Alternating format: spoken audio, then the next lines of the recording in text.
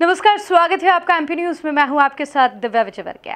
विधानसभा चुनाव नजदीक हैं और ऐसे में जनता को लगातार सौगातें मिल रही हैं, लेकिन यहां पर जो सौगात मिली है उससे राऊ विधानसभा क्षेत्र की जनता और खास तौर पर जो खिलाड़ी हैं उनको एक बड़ी सौगात के रूप में देखा जा रहा है, क्योंकि राऊ विधानसभा में अंतर्राष्ट्रीय खेल संकुल का भूमि पूजन आज हुआ है, जहां पर खास तौर पर क्षेत्र के विधायक जीतू पटवारी और साथ ही प्रदेश खेल मंत्री यशोधरा राजे सिंधिया मौजूद थी और साथ ही कई और नेता और मंत्रीगण जो हैं वहां पर शामिल थे।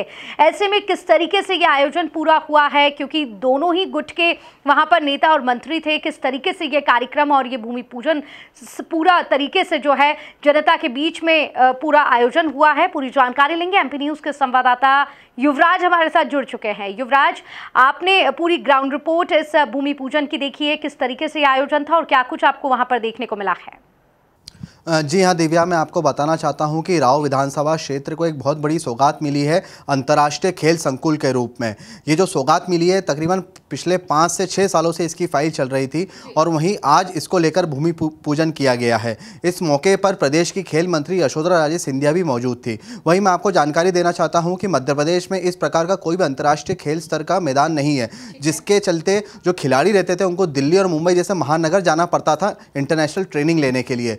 तो कहीं ना कहीं एक तरीके से इंदौर की जनता के लिए काफ़ी बड़ी सौगात है ये खेल के मैदान में। वहीं मैं आपको बताना चाहता हूं कि एक तरीके से जो एशियन गेम्स में भारत देश में ने जो बढ़ोतरी करी है मेडल्स को लेकर, उसके रूप में भी इसको देखा जा रहा है, क्योंकि यदि इस तरीके से मैदान अंतर्राष्ट्रीय स्तर के मैदान बनाए जाएंगे इंदौर ज़िले में तो निश्चित तौर पर अंतर्राष्ट्रीय स्तर के खिलाड़ी पैदा होंगे।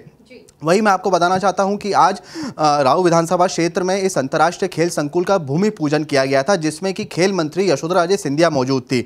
वहीं जीतू पटवारी, कांग्रेस के विधायक जीतू पटवारी भी इस पूरे मौके पर मौजूद थे। वहीं जब भूमि पूजन किया जा रहा था तभी ठीक भूमि पूजन के 5 मिनट पहले पूर्व विधायक जीतू जिराती अपने समर्थकों के साथ आए थे और समर्थकों में भारी आक्रोश देखने को मिल रहा था। सभी लोग नारेबाजी कर रहे थे, बीजेपी जिंदाबाद के नारे लगाए जा रहे थे। तो कुल मिला के यहाँ पे श्रेय की पॉलिटिक्स देखने को मिली है।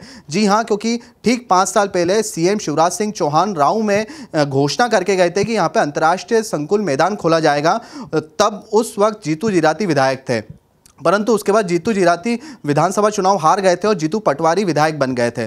तो 5 सालों से लगातार जीतू पटवारी प्रयासरत थे इस अंतर्राष्ट्रीय मैदान को खोलने के लिए। वहीं जिसके बाद आज इसका भूमि पूजन का मौका आया तो कहीं ना कहीं जीतू जिराती ने आरोप लगाया है जीतू पटवारी पर कि वो पूरा श्रेय ले जाना चाहते हैं, परंतु जीतू पटवारी ने साफ सिरे से खारिज किया है उनका आरोप को और उनका कहना है कि इसमें दोनों ही पार्टियों के मिली भगत से ये अंतर्राष्ट्रीय स्तर का मैदान खुला है।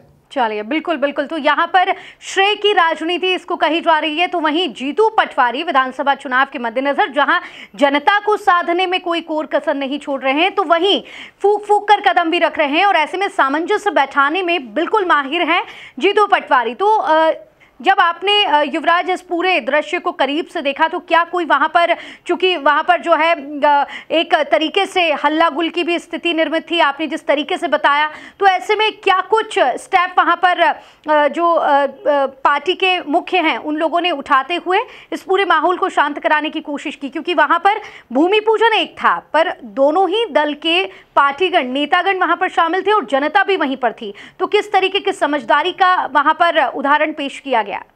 जी हाँ, निश्चित तौर पर दिव्या, कार्यकर्ताओं का आरोप था कि जो कार्ड्स बनाए गए थे उस कार्ड्स पे जीतू जिराती का नाम नहीं था। वहीं जब जीतू जिराती से इस सवाल के विषय में पूछा गया तब उन्होंने कहा कि जीतू जिराती को अपना नाम छपवाने की कोई ज़रूरत नहीं है किसी भी कार्ड पे।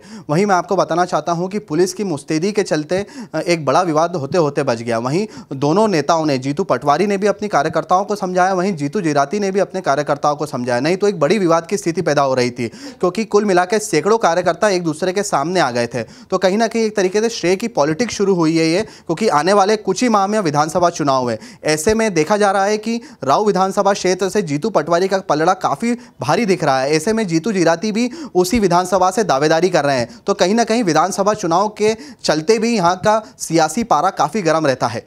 बिल्कुल, और ऐसे में जीतू पटवारी का जो जितनी उनकी सेना है वो वाकई में काफ़ी ज़्यादा है, और ऐसे में जब भूमि पूजन करके उन्होंने एक बड़ी सौगात जनता के सामने रखी है, वहां पर खेल मंत्री भी मौजूद थी।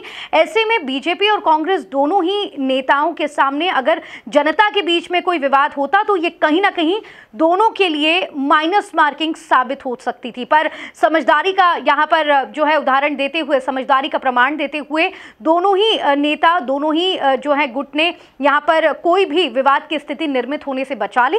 ये अपने आप में एक ये बड़ा यहाँ पर उदाहरण पेश होता है एक अच्छे और समझदार नेता का। युवराज, पूरी जानकारी देने के लिए आपका बहुत बहुत शुक्रिया। आगे भी ताज़ा तरीन खबरों का सिलसिला लगातार बना हुआ है, आप देखते रहिए एमपी न्यूज़। नमस्कार।